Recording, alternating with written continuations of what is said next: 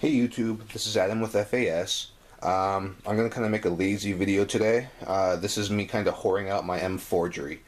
The rifle itself is a Delton. It's got a 15-inch barrel with a 1-9 twist. It's chambered for 5.56. It's got the flash hider here, and that brings it up to 16 inches. Actually, it's like 16 and a half exactly. So making it perfectly legal, and that's permanently welded. Let's see here. My sight here, my reflex sight, that's a sight mark, which I know some people don't think sight mark's very good, but I've never had an issue with that. And honestly, I don't have $300 to $600 to drop on an E-Attack or an aim point, so I go with what I can afford. Besides, I'm not planning on going to war with this rifle anytime soon, so I don't really think it's that big of an issue. That model number is the sight mark SM13005. A lot of the rifles, or sorry, not rifles, a lot of the sights had right here, it was just a push button that would turn it on, but I didn't like that, so this one actually it twists. I just didn't want it turning on in my gear bag and draining the battery right away. It's held zero great, so no issues with it there. Then I've got the Magpul backup iron sight right here. That's great. I can just co-witness that with my front sight here, and it works great. I think I paid like $35 for that. It's very, very valuable.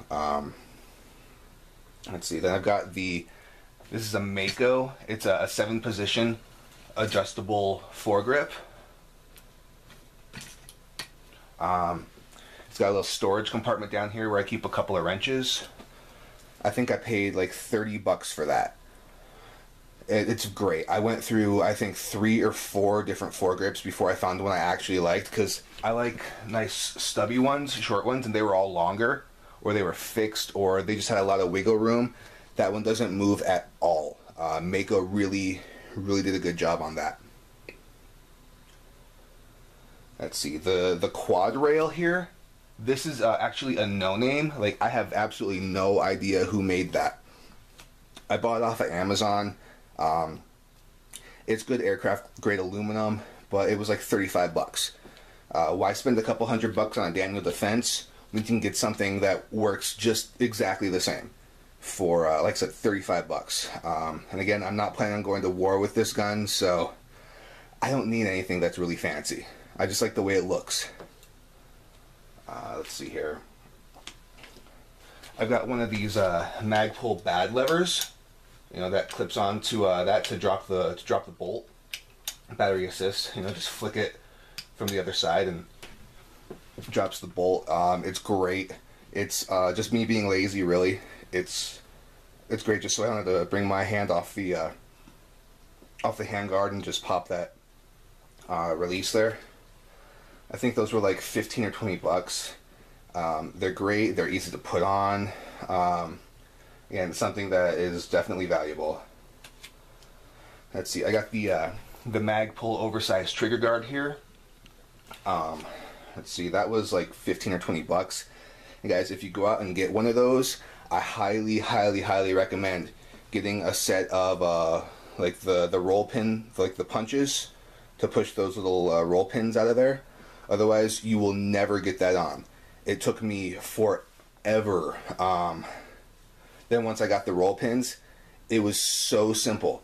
It took like maybe 10 minutes to get the whole thing put on. And I've used that a couple of different places. Like, here, let me show you. Right here, I got an oversized lever for my charging handle, and that was another, like the little pin at the bottom. That was, I think I paid like $10 for this. I could have bought a whole new charging handle for what, like 100, 115, 120 bucks. But I just didn't see a point to doing that when I could just get the little tab there, the little lever, and put that on myself. Again, that just took a few minutes to put on. Let's see. I've got the Magpul Mo hand grip here. Again, I went through like 3 or 4 different grips before I found one that I really liked. You know, most of them come and they have the little notch right here. I didn't like that. I like a nice straight, clean grip there. That's what I like. You know, everyone's different, but let's see. I went through which one? The Hogue, which had the individual finger grooves, and that was nice. But again, the grooves, I don't like having to have my hands in a certain position. I like having a little bit more flexibility with that. Then I got the Troy, and the Troy was really nice, but it was short, and I don't know if you can tell here, but I have huge hands, and that was a really short grip. So for just plinking for a little bit, it was fine. But for any extended periods of shooting, it was just ridiculous. My hand would cramp up. And I know I probably sound really whiny here, but you know, it's all about comfort. And I think I paid like 20 bucks for that Mo grip. So totally worth it. Let's see, right here I've got a single point. This is actually the Magpul knockoff. I bought that at a gun show, I think for like 15 bucks or so. It was kind of a pain in the ass to get put on there because I had to remove my buffer tube and get it all put back on, but you know, it was worth it. I had a clamp on before, which was fine, but I never really trusted that it was going to stay put. I mean, it was a good quality one, but it was just personal preference. You know, I wanted something that was actually really connected to the rifle, as opposed to something that just clamped around the buffer tube. Let's see. Oh, the little saddle here on my buttstock. You can see that just right here. This I actually got this in the mail this morning. I ordered that off of Amazon, and it just clips over a standard M4 buttstock, and it's got a couple of little screws that go through there. I don't really know what I think of it yet. Like I said, it just came in the mail this morning. I just got it put on today. I wasn't sure if I really wanted the big side saddle, and I really just got it for looks. I don't know if I'm going to actually store anything in there, because in these tubes on each side, these little caps come off, and you can store batteries or a cleaning kit or anything. But again, I don't know what I'm going to really use that for. I've already got battery storage in here in the hand grip. I can throw some in here. I'll just have to play it by ear and see what happens.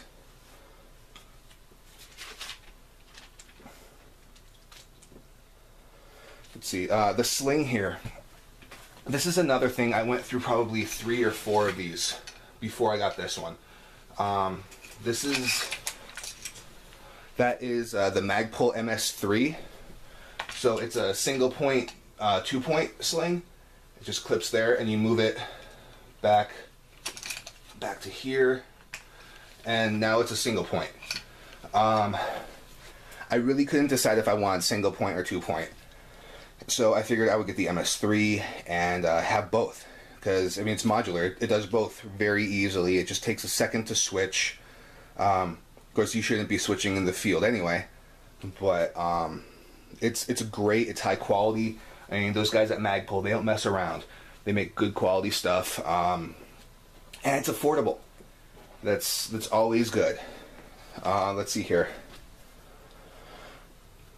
Oh, my flashlight here. This is the Nightstick ProTac 200. I think I paid 25 bucks for it a couple of years ago.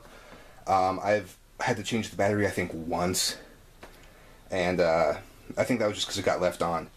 It's a great little it's a great little flashlight. I think I paid like 10 bucks off of Amazon for the mount. It's a great thing to have. Let's see here. I'll flip this over here. You can get a close-up of my dust cover here.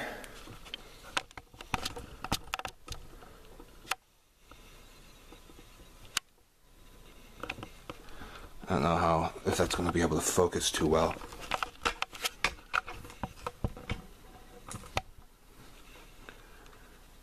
See, it says, have a nice day. A little smiley face with a bullet through its forehead. I just thought that was funny. That's why I got that. Again, I think I got that off of Amazon for like 15 bucks. And it's pure for novelty purposes only. Again, I don't expect to ever go to war with this rifle, so I just thought it was kind of cool. Yes, thanks for watching. Like I said, this is just my M forgery. You can have your own, and if you want to make a video response and show me what yours is, that'd be really cool. Again, like this. Feel free to subscribe. I'm putting out new videos every once in a while. Yeah, thanks. Peace.